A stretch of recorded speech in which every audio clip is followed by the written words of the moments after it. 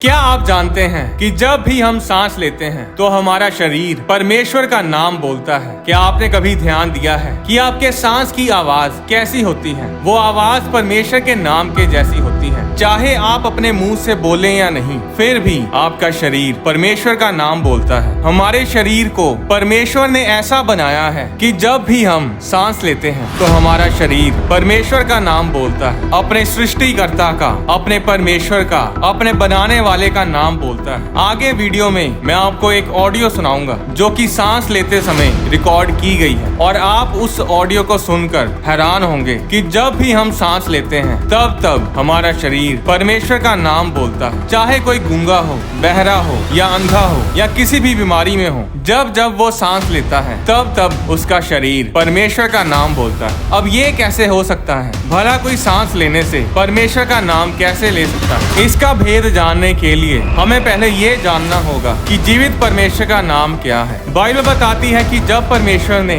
जलती झाड़ी में से मूसा को दर्शन दिया और मूसा को चुना कि वो इजरायली लोगों को फिरौन की गुलामी से छुड़ा ले आए, तो निर्गमन अध्याय 3 उसकी 13 आयत में मूसा ने परमेश्वर से कहा, जब मैं इजरायलियों के पास जाकर उनसे ये कहूँ कि तुम्हारे पितरों के परमेश्वर ने मुझे तुम्हारे पास भेजा है, तब यदि वे मुझसे पूछें कि उसका नाम क्या है, तब मैं उनको क्या बताऊं। 14 आयत में इस दुनिया के जीवित परमेश्वर ने मूसा से कहा, मैं जो हूँ सो हूँ, I am that I am। फिर उसने कहा, यानी परमेश्वर ने कहा, तू इजरायलियों से ये कहना कि जिसका नाम मैं हूँ है, उसी ने मुझे तुम्हारे पास भेजा है। 15 आयत में लिखा, फिर परमेश्वर ने मूसा से ये भी कहा कि तू इजरायलियों से ये कहना कि तुम्हारे पितरों का परमेश्वर अर्थात अब्राहम का परमेश्वर, इजहाक का परमेश्वर और याकूब का परमेश्वर यहोवा, उसी ने मुझको तुम्हारे पास भेजा है। देख, सदा तक मेरा नाम यही रहेगा और पीढ़ी पीढ़ी में मेरा स्मरण इसी से हुआ करेगा। यहोवा शब्द इब्रानी भाषा के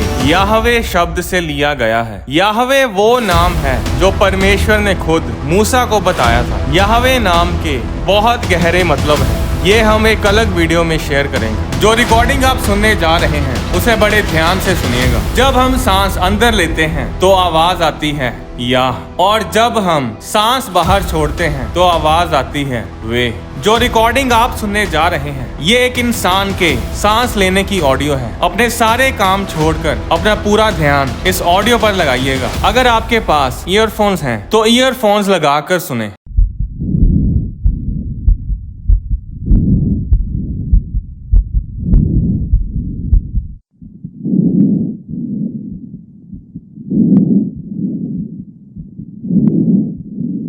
हर सांस जो हम लेते हैं वो इस बात का सबूत है कि परमेश्वर है। कितनी अद्भुत बात है कि जब एक बच्चा पैदा होता है तो वो सबसे पहले परमेश्वर का नाम बोलता है। जब वो पहली सांस लेता है तो वो बोलता है याहवे।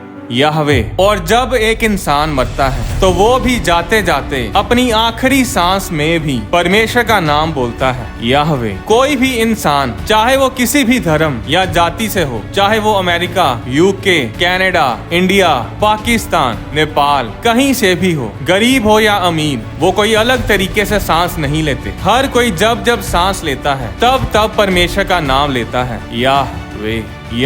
अब क्या परमेश्वर का नाम लेने से अपने आप को रोक पाओगे? एक नास्तिक भी परमेश्वर का नाम लेता है जब वो सांस लेता है। आप परमेश्वर से भागकर कहीं नहीं जा सकते। बाइबल बताती है कि हर एक चीज परमेश्वर ने बनाई है, परमेश्वर के बिना कोई चीज नहीं बनी। यूहन्ना अध्याय 1 उसकी 3 आयत में लिखा, सब कुछ उसी के द्वारा उत्पन्न हुआ और जो कुछ उत्पन्न हुआ है उसमें से कोई भी वस्तु उसके बिना उत्पन्न नहीं हुई। अय्यूब अध्याय 12 उसकी 7 से 10 आयत में लिखा, पशुओं से तो पूछ और वे तुझे दिखाएंगे, और आकाश के पक्षियों से और वे तुझे बता देंगे। पृथ्वी पर ध्यान दे, तब उससे तुझे शिक्षा मिलेगी, और समुद्र की मछलियां भी तुझसे वर्णन करेंगी। कौन इन बातों को नहीं जानता कि यहोवा ही ने अपने हाथ से इस संसार को बनाया है। उसके हाथ में एक एक जीवधारी की सांस और एक एक देहधारी मनुष्य की आत्मा भी रहती है। भजन संहिता अध्याय 19 उसकी 1 आयत में लिखा, आकाश परमेश्वर की महिमा करता है और आकाश मंडल उसकी हस्तकला को प्रकट करता है। उत्पत्ति अध्याय 2 की 7 आयत में लिखा, और यहोवा परमेश्वर ने आदम को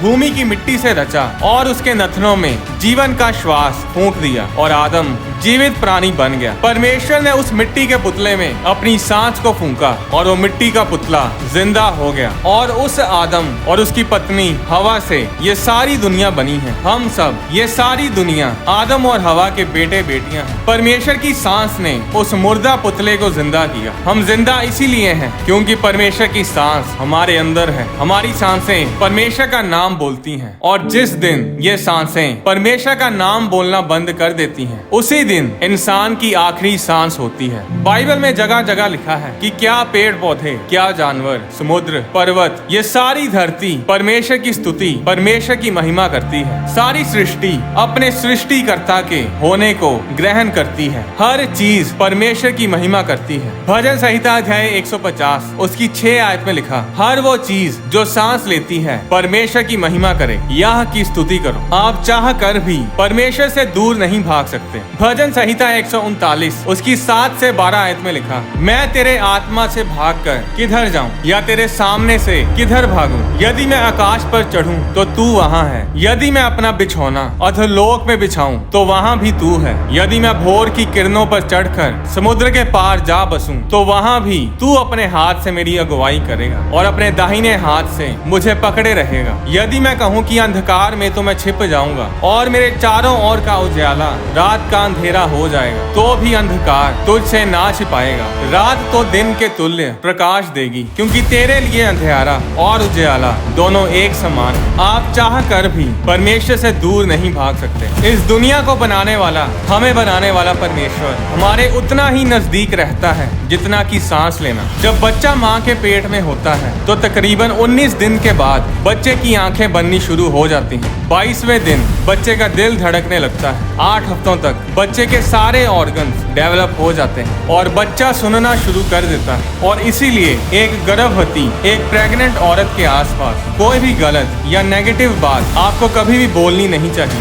कभी भी बच्चे के बारे में कुछ नेगेटिव ना बोलें क्योंकि बच्चा गर्भ में सब कुछ सुनता है और इसी कारण कुछ बच्चों के अंदर गर्भ ही में दुष्ट आत्मा दाखिल हो जाती है। इसके बारे में मैं एक अलग वीडियो में बताऊंगा। अब 9वें 10वें हफ्ते में बच्चे के दांत बनने शुरू हो जाते हैं। 3रे महीने में बच्चे के फिंगरप्रिंट्स दिखने शुरू हो जाते हैं। 5वें 6वें महीने में माँ बच्चे को हिलता हुआ महसूस कर सकती है। भजन संहिता अध्याय 39 उसकी 13 से 17 आयत में लिखा, मेरे मन का स्वामी तो तू है, तूने मुझे माता के गर्भ में रचा। मैं तेरा धन्यवाद करूंगा इसलिए कि मैं भयानक और अद्भुत रीति से रचा गया। तेरे काम तो आश्चर्य के हैं और मैं इसे भली भांति जानता हूँ। जब मैं गुप्त में बनाया जाता और पृथ्वी के नीचे स्थानों में रचा जाता था, तब मेरी हड्डियां तुझसे छिपी ना थी। तेरी आंखों ने मेरे बेडोल तत्व को देखा और मेरे सब अंग जो दिन दिन बनते जाते थे वे रचे जाने से पहले तेरी पुस्तक में लिखे हुए।